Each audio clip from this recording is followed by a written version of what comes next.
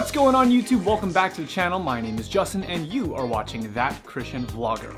Today we're going to be continuing our 4-part series of conversations with my friend Matthias, a man who in addition to being a blogger, speaker, podcaster, and an earnest follower of Jesus, also happens to identify as gay. If you remember our last episode, Matthias shared with us what it was like coming out of the closet to his Christian parents, his current thoughts on homosexuality, and what he would do if Jesus showed up today and told him that everything he believed about the subject was wrong. But today we're going to be turning our attention towards some of our viewer submitted topics and asking the question, is it possible to disagree with the gay lifestyle and not be considered a homophobic person? So if you are as excited as I am, smash that like button, share the link with a friend, and let's dive into it. And the question that we're going to be looking at today is, can I disagree with your lifestyle and not be called a homophobe? I think that this is such a great question because for myself, and so many of my other Christian friends, we hold a traditional view on sexuality and what it means to be faithful in that respect. And yet we care about people. I care about you, even if we disagree, if we have different lifestyles or anything else like that. I care about you, and I want to be your friend. I want to reach out to other people and connect, not disconnect. And so I think that this is such a great question. But I have a feeling that we're gonna have to pick it apart a little bit to get to the bottom of it. So why don't you start doing the picking apart? Yeah, I mean, I think there's so much in that question of can I disagree with your lifestyle as a Christian and not be called a homophobe? And I think there's an underlying fear there, kind of initially, of like, if I come to you and disagree with you, are you just going to dismiss me? The reason why that's a question that matters to me is because I don't want to be labeled by a category of people as boom, right? Like that I'm different from, that I'm rejected, that you think negatively of me. Right. And that is a fear that we both share. Absolutely. Whether that's me being afraid of being called or considered a homophobe, or you being considered some less than type of a Christian or something along those lines, or anywhere in between. Absolutely, yeah. I mean, it highlights that fear of being automatically dismissed because of something that I say or do. And yeah, that fear for me of when I say gay Christian of being automatically dismissive, like you can't be a Christian because you're gay, like there are no such things as gay Christians, right, kind of a thing. Exactly. An underlying fear, I think, in so many of these conversations of automatically being dismissed. So hopefully, like, we won't do that, and hopefully in these conversations that won't happen when we truly dive into kind of the particularity of who we are as people. But that idea of lifestyle, I think, and can I disagree with your lifestyle? The homosexual lifestyle is a phrase that's thrown out a lot in religious circles. Absolutely. And we might be, I say we as the people who disagree with the yous, we mean something, but it doesn't always quite communicate what I perhaps am intending for it to mean. Right. Because I mean, my immediate question is like, what is the gay lifestyle? Like, is it me on a Tuesday night watching Top Chef eating ice cream in bed? Like, is that the gay lifestyle? Like, I mean, that's a pretty typical evening for me. Like, and I look at that and think, you saying the gay lifestyle, the homosexual lifestyle, means about just as much as me saying your straight lifestyle, in that it describes pretty much nothing. Like it describes everything, and therefore it describes nothing. Right. I mean, it shows that you're straight. It shows that I'm gay. Like, but that's about it. Beyond that. So with this question, I always wanted to start kind of diving into the particulars a little bit more. What is it about the way that I'm living my life that you disagree with? And usually, when I hear that question, is usually my decision to date men, or the fact that I believe that LGBT people can get married and enter into relationships that are blessed by God, that there can be sexual activity within those relationships. That's usually the crux of the disagreement. So when I use the language of the homosexual lifestyle, what you just mentioned, those are the specific things that I'm concerned about. It's not really the full lifestyle. I think the potential danger with using phrases like the homosexual lifestyle is that it reaches deeper than my actions. It reaches deeper than just kind of who I happen to date or marry or things like that. It reaches deep down to who I am as an individual and literally everything that I do. And I think that's why so many gay people feel rejected, because it's not just a particular part of my life. It's who I am at the core, and I'm rejected as a human being from this community, from God, from you, or whatever the case is. Right. Is that fairly? Yeah, absolutely. Because I think there's a both and there of where I would say like my sexual orientation is a pretty core part of who I am, because I believe sexuality is core parts of who we are as people.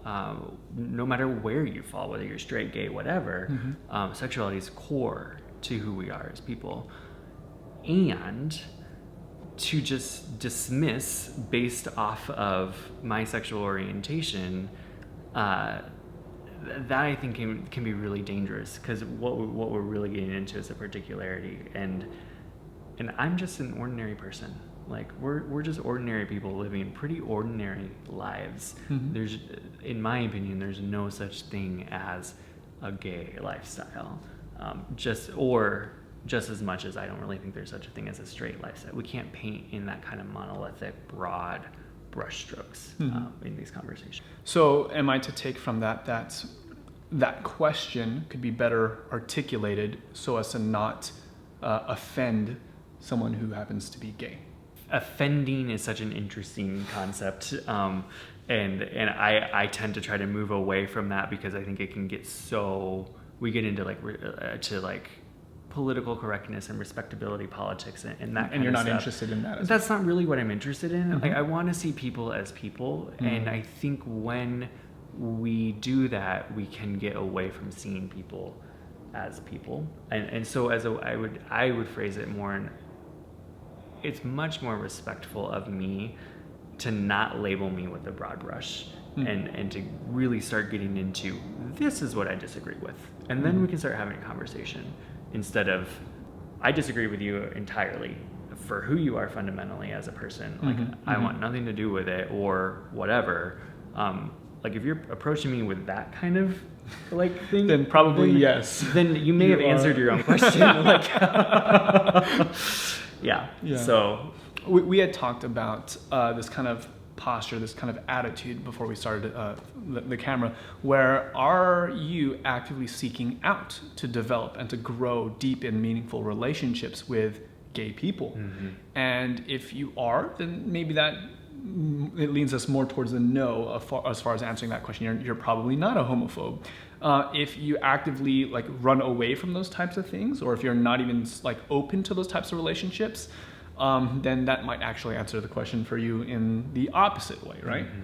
But I think what at the heart of that question, it's not so much about that. It's more just, from my perspective, it does seem a lot like the moment I disagree with someone who is gay, that I get attacked. Right. And I know that you feel the same way too, as a gay Christian. The moment that comes up in conversation, you start to feel attacked. Yeah. I think that that's the real challenge of learning, how can we agree to disagree? How can we hold our positions, but to do so in a way with love and grace and tact? How can we do that? Like, I mean, I feel like you're my friend. Yeah. And we've been hanging out all day. Right. We had breakfast and coffee, and you showed me around Seattle. And I feel like we've had a good time. Absolutely. And while that's true, you know that I disagree. Right. Do you consider me a homophobe? Yeah. And if so, why? And if not, why not? Right. I mean, ultimately, I would probably say no. Like,